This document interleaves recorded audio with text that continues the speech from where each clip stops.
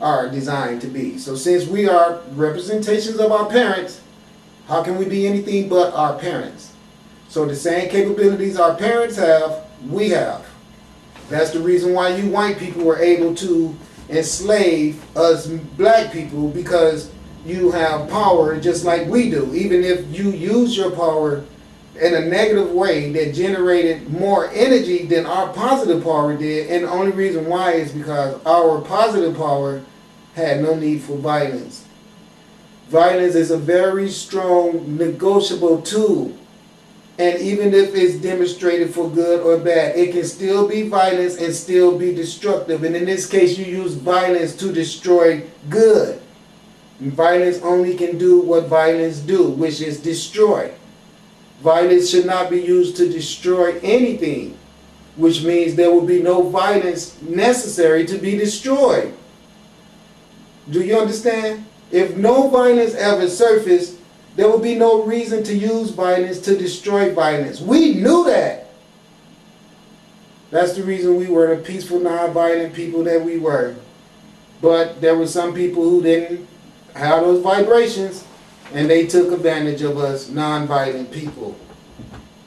As we rolled around and set it out and waited it out, our non-violence paid off, because now we don't have to go see the Creator as a person who demonstrated an act of violence to counterbalance acts of violence.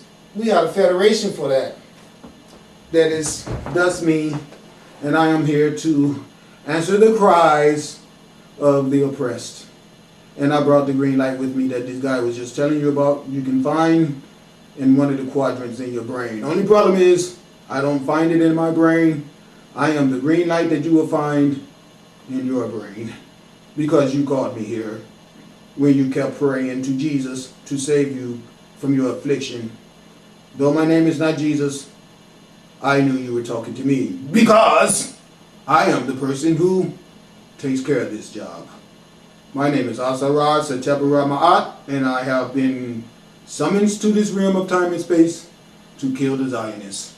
And I'm gonna, and has been, doing and do that with diligence and prowess. Of the date here that you have on the cover of the book, 1949 to 2013.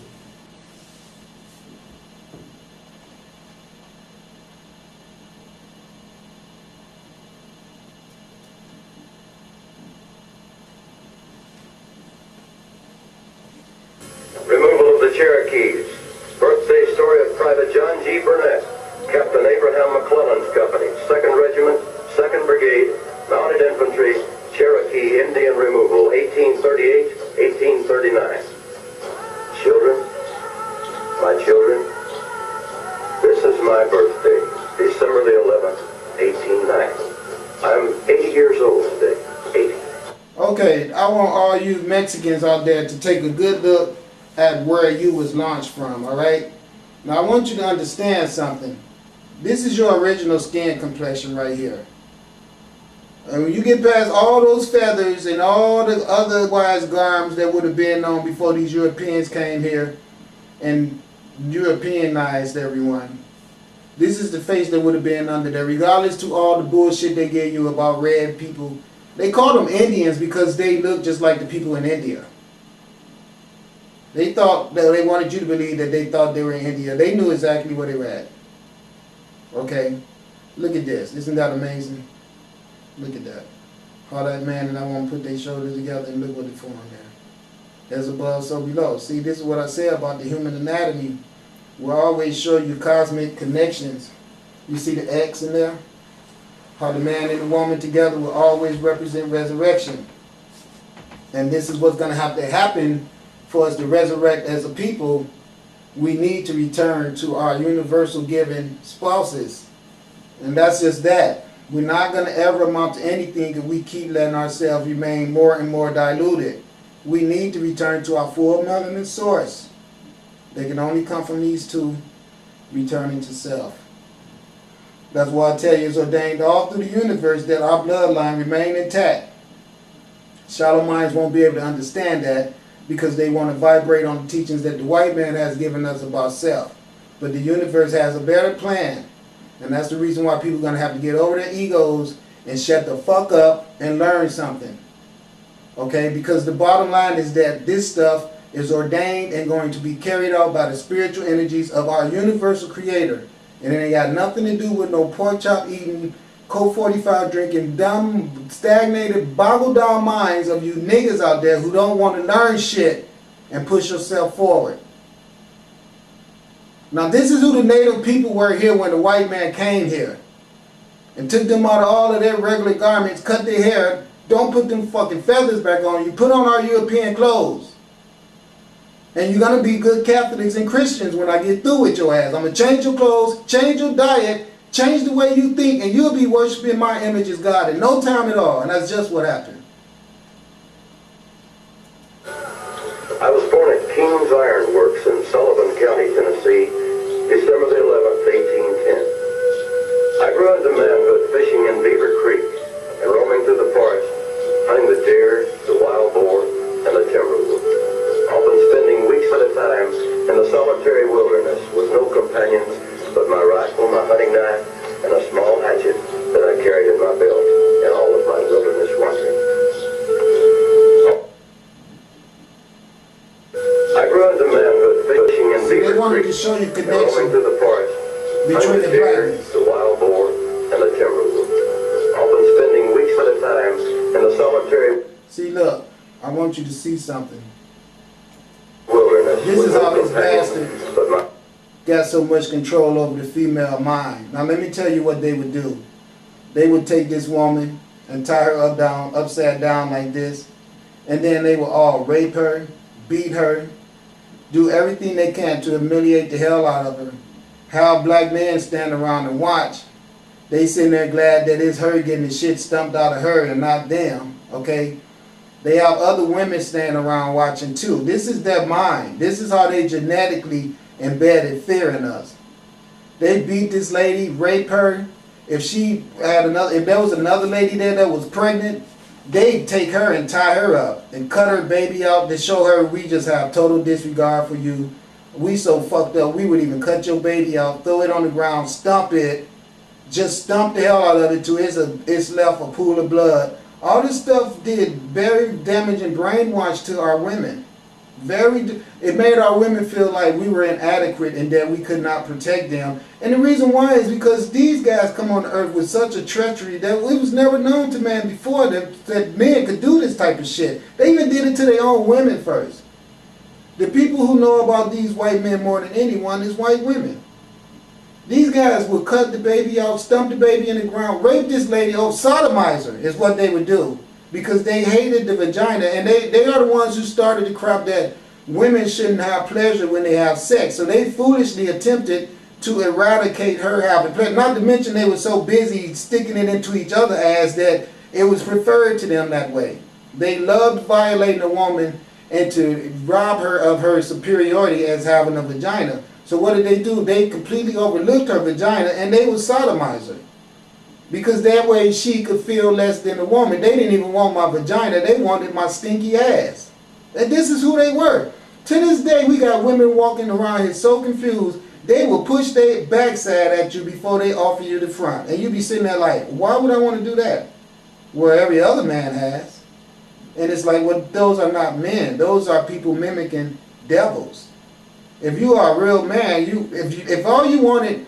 See, this is why so much homosexuality in the world is because men just want to put their shit somewhere instead of trying to get with a woman and go where they're supposed to go. We have learned from these guys that promiscuity sex, a man had 1,000 wives. What kind of love is in a man who wants 1,000 wives? What type of woman would want to be a part of a harem where she got 999 other wives to compete with just one man? See, this is European bullshit that has fucked us all up. Okay, if you was a king and you can have 5 or 6 women or 7 or 8 women, okay, fine, do that. But are you really a divine king if you don't have any knowledge of self and you are not aware that you should not be spreading your spiritual energy around that way through all this promiscuity sex? Any wise man would know that you can't do that. And if you're a king, we would hope that more than anything you're wise. The only king who would want 1,000 wives is an imposter, oppressive king that will not mind robbing 999 men of their proper right to have a woman, because his faggot, racist, greedy, selfish ass want to fuck 1,000 black women because this makes him feel good, because he know otherwise these women wouldn't give him shit. So he tortured them because he knew otherwise they wouldn't look at his ass. So he tortured them, fucked them up, beat them, raped them, deprived them, did everything he can to them, and pictured his image in their mind of him being God. And to this day now, every black man will tell you, yeah, I be walking down the street with her ass and I don't care what I've done for her to prove to her I'm a man and this and that. As soon as one of those faggot white dudes come along, I don't care if he got a hole in his shoe, she all smiley, everything ready to bend down and give him some head. And then you be looking at her right there from that moment on, you do not want to trust her ass again.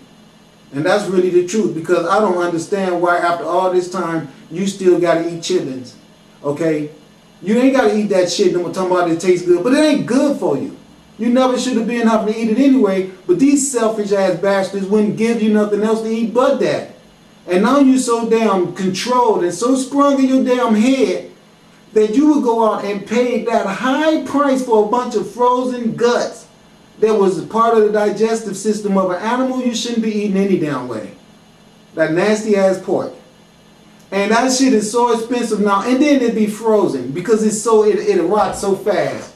So now you buy a bunch of frozen garbage, wait for it to thaw out, your whole house is stinking, and then you gotta clean the shit out of it because that's all it is shit. And then you cook it and talking about put a potato in it and make the smell go away. You know what? Don't make the smell go away. Don't let the smell ever be invited.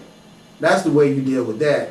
So they so fucked up, they gave us bad eating habits because they wouldn't let us eat anything that God had given us to eat, because they stole it and hoarded it all for themselves. And then you can see how these godly men would like to treat a woman. This is a woman before anything that you see at bed. And look how proud they are to do that. And it's just so, as a matter of fact, that these guys over here not even interested in this horrible shit going on right here. See, they probably taking their Viagra and everything, because they all raped that lady. You better believe that. They all raped her, made her take them in her mouth. And you know what they do? They knocked the teeth out so they wouldn't bite them. So they would deliberately have women who they would knock their teeth out of their mouths.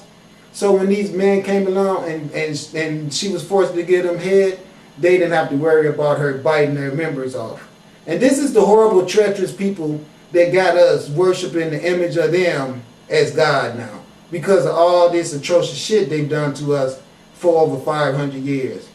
But I'm going to tell you right now, you are not God, and fuck your Jesus, because your Jesus only popped up in power behind Jesus' ancestors doing this type of shit to my ancestors. So I don't give a fuck about your Christian ass religion, because I know that it sprung and was launched from this type of treatment to us as a people. And I will die trying to wake my people up. And waking them up. I can see some of them waking up, not fast enough, but still waking up. But I don't care, and I'm not afraid to tell the truth. You guys have tortured and beat us and stolen all our wealth from us, and that's the only reason you can masquerade your ass around this planet as God. And didn't even invite your own woman to ride in the damn bus with you.